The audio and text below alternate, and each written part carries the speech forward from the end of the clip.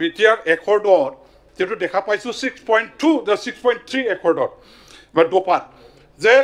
প্ৰভিন্সিয়েলাইজ কৰা হ'ব কিন্তু এতিয়া আহি দেখা পালো যে প্ৰভিন্সিয়েলাইজটো নহল এলপি এমই হাই স্কুল কলেজ থাকি গল আৰু জেনেৰেল পলিচিৰ লগত হিটো মিক্স আপ কৰি ডিসিশনটো লবলৈ যোৱা যেন মোৰ অনুভৱ হয় এটা একৰ্ডত যিবিলাক মানে সন্নিবিষ্ট কৰা হৈছে এগ্ৰিড কৰা হৈছে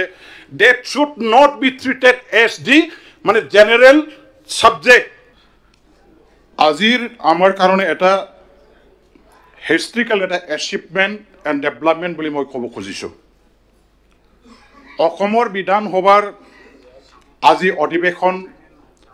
আমাৰ কোকৰাঝাৰত বিটিচিৰ যেটো বিধানসভা কক্ষ ইয়াত অনুষ্ঠিত হোৱাৰ দ্বাৰা দি বিটিচি এছেম্বলিখন আজি ষ্টেট লেভেল এছেম্বলিৰ ষ্টেটাছৰ এই পৰ্যায়লৈকে লৈ যোৱা হ'ল সেইটো আমাৰ কাৰণে এটা গ্ৰেট এচিভমেন্ট আৰু এটা মই ইয়াৰ কাৰণে ক'ব খুজিছো বদপা উপেন্দ্ৰনাথ ব্ৰহ্মক স্মৰণ কৰি তেখেতক মই ধন্যবাদ দিব খুজিছো তেখেতে নেতৃত্ব দিয়া এই বড় আন্দোলনৰ কাৰণে আজি যেটো এটা চুক্তি স্বাক্ষৰিত কৰি পেলাই বিটিচি গঠন কৰা হৈছিল under the provision of the 6th schedule of Indian Constitution আৰু ইয়াৰে এই সলোচনৰ পিছত গঠিত হোৱা বিটিচি এৰেঞ্জমেন্টৰ ওপৰত আলোচনা কৰাৰ এই সুযোগতে আমি আমাৰ ইয়াত কোকৰাঝাৰত অসম বিধানসভাৰ এই অধিৱেশনখন পাতিবলৈ সুবিধাখিনি পাইছো আৰু ইয়াৰ কাৰণে হেতু বড়পা উপেন্দ্ৰনাথ ব্ৰহ্মৰ এটা অৱদান বুলি মই ক'ব খুজিছো ইতিহাসৰ হেই দীঘলীয়া পুৰণা যেটো আমাৰ অধ্যায় মই ইয়াৰ মাজত সোমাই যাব বিচৰা নাই মই প্ৰেজেন্ট কনটেক্সটত থাকি পেলাই কথাটো ক'ব খুজিছো socio-economic and all-round development of the 6th schedule area এইটো যদি আমি সফল কৰিব লাগে there should be a strong and stable government in the 6th schedule council directly supported by the state and central government otherwise it will not be possible of the 6th schedule authority to bring about a all-round development in the area to bring about the socio-economic development in the area গতিকে হেতু যদি কৰিব লাগে central আৰু state governmentor direct financial support political support their positive attitudeৰ প্ৰয়োজন আছে এতিয়া 6th schedule আমি বিটিচি অঞ্চলত দুটা ৰূপৰ পাইছো 6th schedule from 2003 to 2027 January প্ৰথম 6th schedule আমি বিটিচি হিচাপে 2003 চনৰ 10 ফেব্ৰুৱাৰীত পালো আৰু দ্বিতীয় ৰূপৰ যেটো 6th schedule 2020 চনৰ 27 জানুৱাৰীত বিটিআৰ চুক্তিৰ দ্বাৰা দি এতিয়া প্ৰথম পৰ্যায়ৰ যেটো 6th schedule আছিল সেই 6th scheduleৰ পলিটিক্যাল যেটো স্ট্যাটাস সেই স্ট্যাটাসত কতবা নহয় কতবা আজিৰ যেটো নতুন ৰূপত আমি 6th schedule পাইছো কিবা নোৱা কতবা নহয় কতবা কমি যোৱা যেন মোৰ এটা অনুভৱ হয় এইটো হল যে পূৰ্বৰ যেটো 6th schedule আছিল 2003 10 ফেব্ৰুৱাৰী স্বাক্ষৰিত হোৱা 6th schedule arrangement তাত আমাৰ স্পষ্ট লিখা আছিল যে clause number 5.2 chief and deputy chief their status will be equivalent to the cabinet minister of the state and the IAM status of the IAMs will be the equivalent to the state minister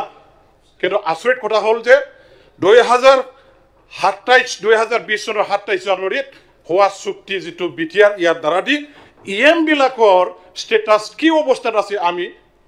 আজিলৈকে কিন্তু নাজানিলো তেখেতসকলৰ স্ট্যাটাসটো curtailed কৰা হল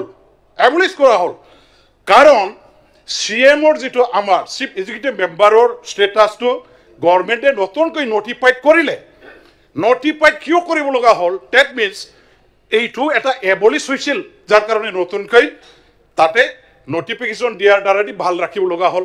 কিন্তু in the case of deputy chief and the case of EM silent আজিলৈকে এইটো এটা আমাৰ প্ৰশ্ন হৈ গ'ল যে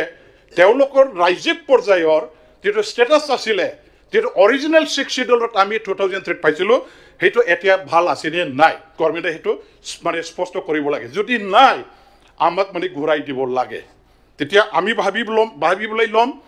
যে আমি পোৱা 6 শিডিউলটো ভেৰি মাছ পাৱাৰফুল আৰু একো এই 6 শিডিউলটো দুৰ্বল কৰিবলৈ বিচৰা হোৱা নাই এটা আকৌ মই ক'ব খুজিছোঁ যে time to time interference from the state bureaucrats upon the administration of this BTR আমি দেখিবলৈ পাইছোঁ যোৱা বছৰ 2024 চনৰ আমাৰ ছেপ্টেম্বৰ মাহৰ 30 তাৰিখে অসম চৰকাৰৰ PNRD বিভাগৰ পৰা এটা অৰ্ডাৰ জাৰি কৰিলে regarding the delimitation of the development blocks তাত তেখেতসকলে ডাইৰেক্ট মানে state government or Palopora without having a discussion with the council authority. Directly they have issued the order to the PNRD department. You should do this. Hetu at a direct encroachment to the power to encroachment korato, hetu ami dori loiso, hetu hobon nelagisil. Aru agoli jatin dohoy yer karone moi onurod koriso. Etia amar non-tribal ji manubilakor apprehension regarding the political rights. মই ইয়াত ক'ব খুজিছোঁ 2003 যেটো আমি চুক্তি স্বাক্ষৰ কৰিছিলোঁ 6 schedule লৈ পেলাই তাত স্পষ্টভাৱে লিখা আছে যে ভাৰতবৰ্ষৰ কোনো প্ৰদেশৰ কোনো কাউন্সিলত আপোনালোকে দেখা নাপাব য'ত নেকি নন ট্ৰাইবেল সকলৰ কাৰণে পলিটিকেল ৰিজাৰ্ভেশ্যন ৰখা হৈছে কিন্তু আমাৰ BTAD নামেৰে 2003 চনত যেটি চুক্তি স্বাক্ষৰ কৰিছিলোঁ তাত স্পষ্টভাৱে লিখা আছে 5 BTC constituency will be reserved for non-tribal community Bharat সংবিধানত তেনেকুৱা কোনো প্ৰভিজনে নাই political reservation is not given to the general community but in our BTAD 6 schedule we have given 5/6 to the non-tribal community and it is laid down in the our echo constitutionally guaranteed so they are very much secured they are provided political rights there should not be apprehension from their community এটো আমি ইয়াৰ কাৰণে ক'ব খুজিছোঁ এতিয়া আহি যাওক socio economic development and all round development কথা যদি ক'ব লাগে ইয়াত আমি এডুকেশ্যনটো জোৰ দিব লাগিব এডুকেশ্যন যদি জোৰ দিব লাগে মই ক'ব খোজা কথাটো হ'ল যে হোৱাট এবাউট দি মানে provincialisation of the schools already আমাৰ BTR একৰ্ডৰ যেটো দেখা পাইছোঁ 6.2 the 6.3 একৰ্ডত বা দোপাত যে প্ৰভিঞ্চিয়েলাইজ কৰা হ'ব কিন্তু এতিয়া আহি দেখা পালোঁ যে প্ৰভিঞ্চিয়েলাইজটো নহ'ল LP MA হাই স্কুল কলেজ থাকি গ'ল আৰু জেনেৰেল পলিচিৰ লগত সেইটো মিক্স আপ কৰি ডিচিশ্যনটো ল'বলৈ যোৱা যেন মোৰ অনুভৱ হয় এটা একৰ্ডত যিবিলাক মানে সন্নিৱিষ্ট কৰা হৈছে এগ্ৰি কৰা হৈছে that should not be treated as the মানে জেনেৰেল ছাবজেক্ট সেইটো জেনেৰেল পলিচিৰ দ্বাৰা দি হেতু আপুনি ট্ৰিট কৰিব নালাগে একৰ্ডত কমিটমেন্ট দিয়াটো ইট ইজ মানে সামথিং ভেৰি মাছ স্পেচিয়েল হেতু একেবাৰে স্পেচিয়েল বস্তু একৰ্ডত যেটো নোহোৱা যেটো কৰিব নোৱাৰে জেনেৰেল পলিচিৰ দ্বাৰা দি যেনেকৈ 6 schedule provision cannot be applied to the plains area only it is only for hills area but to resolve the border movement government of India and Assam they have agreed to apply this provision in this primary plains area also no hoa bostu to ki jodi yat apply koribo pare through the modification and amendment of the constitution then why not this mane matter of provincialization policy ঠিক আছে government should why should not the government take this policy government to amar government to general policy দ্বাৰা দি যদি provincialize আপুনি কৰিব খোজে তেনে হলে আপুনি norms ন পৰিব criteria ন পৰিব কিন্তু একৰ্ডৰ দ্বাৰা দি promise কৰা বস্তুটো বিষয়টো আমি জেনেৰেল পলিচিৰ দ্বাৰা দি মিক্স আপ কৰিব নালাগে it should be treated thank you এতিয়া just 1 minute please sir 1 minute please মই এতিয়া আসল মুদ্দাত আহিব খুজিছোঁ আসল মুদ্দা আমাৰ কি কয় বিদ্যাশ্ৰী ইংলিং ডাঙৰীয়াই কৈছে যে আৰ্টিকল 24 ৰে হেতু এপ্লাই কৰিব লাগে বুলি কৈ আছে আই ষ্ট্ৰংলি সাপোৰ্ট হিজ ষ্টেটমেন্ট মই সাপোৰ্ট কৰিছোঁ আৰু তেখেতক যদি দিয়া হয় মুখ দিব লাগিব ইয়াৰ কাৰণে মই দাবী জনাইছোঁ যি নহওক আৰু আমাৰ ৰবীন্দ্ৰ নাৰায়ণ কলিতা ডাঙৰীয়াই দিব কৈছে যে মোৰ পাৱাৰ বিচাৰিছে মোৰ পাৱাৰ দিয়ক ময়ো তেখেতক সন্মান জনাই আকৌ তেখেতৰ ষ্টেটমেণ্টটো মই ছাপোৰ্ট দিছোঁ যে মোৰ পাৱাৰ দিয়ক এতিয়া লাষ্টলি মই সেইটোকে ক'ব খুজিছোঁ যে socio' economic and all-round development ছাবজেক্টটো এইটো গতিকে মই ক'ব খুজিছোঁ যে ছ'চিঅ' ইকনমিক ডেভেলপমেণ্ট যদি আনিব লাগে তেনেহ'লে declare this BTSC area as an economic zone special economic zone হিচাপে ঘোষণা কৰক ওৱান থিং এনাডাৰ থিংটো হ'ল যে ইণ্ডাষ্ট্ৰিয়েল জ'ন হিচাপেও অসম চৰকাৰৰ ফালৰ পৰা এই অঞ্চলটো ঘোষণা কৰাৰ ব্যৱস্থা কৰিলে ভাল পাম তেতিয়াহে ইকনমিক ডেভেলপমেণ্টটো সোনকালে আহিব ছ'চিঅ' ইকনমিক ডেভেলপমেণ্ট কণ্ডিশ্যনটো ভাল হ'ব মানে কি কয় special economic development zone economic zone and industrial zone হিচাপে ঘোষণা কৰিব লাগে লাষ্টলি মোৰ এটা সমস্যা আছে যে এডুকেশ্যন ডেভেলপমেণ্টত এডুকেশ্যন পলিচিত যে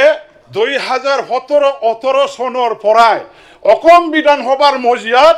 মোৰ পকেৰা গ্ৰাম কলেজৰ সায়েন্স ষ্ট্ৰীম ইন্ট্ৰডাকশ্যনৰ কাৰণে মই বাৰে বাৰে দাবী জনাই আহিছোঁ আজিলৈকে কিন্তু মোক দিয়া নাই মোক নহয় হাজাৰ ছাত্ৰ ছাত্ৰীসকলৰ কাৰণে মই দাবী জনাইছোঁ মই ইয়াত সেপাৰেট ষ্টেট বিচৰা নাই মই ইয়াত কাউন্সিল বিচৰা নাই মই মাত্ৰ এটা কলেজৰ হাজাৰ ছাত্ৰ ছাত্ৰীবিলাকৰ কাৰণেহে সায়েন্স ষ্ট্ৰীম বিচাৰিছোঁ সেইটো দিব নোৱাৰা বিষয় হ'বই নোৱাৰে Thank you. ইয়াৰ কাৰণে এই সায়েন্স ষ্ট্ৰীমটো অসম চৰকাৰৰ পৰা ব্যৱস্থা যাতে কৰে কিয়নো 2020 চনৰ BTC ইলেকশ্যনৰ সময়ত অসমৰ মুখ্যমন্ত্ৰী ডাঙৰীয়াদেৱে পকেৰা গ্ৰামত কেম্পেইন কৰিবলৈ আহোঁতে তেখেতে নিজেই ঘোষণা কৰিছিলে যে সায়েন্স ষ্ট্ৰীম পকেৰা গ্ৰাম কলেজত ইন্ট্ৰডাকশ্যন কৰা হ'ব বুলি আৰু সেই আকাৰে মই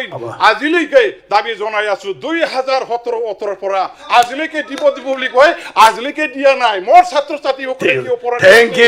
মই ছাত্ৰ ছাত্ৰীসকলে আমিনুল ইছলাম ডক্টৰ সাইন্টিষ্ট হোৱা পাব নালাগে আপুনি গতিকে মই দাবী জনাইছোঁ সোনকালে সেইটো যাতে পূৰণ কৰি দিয়ে thank you sir Thank you.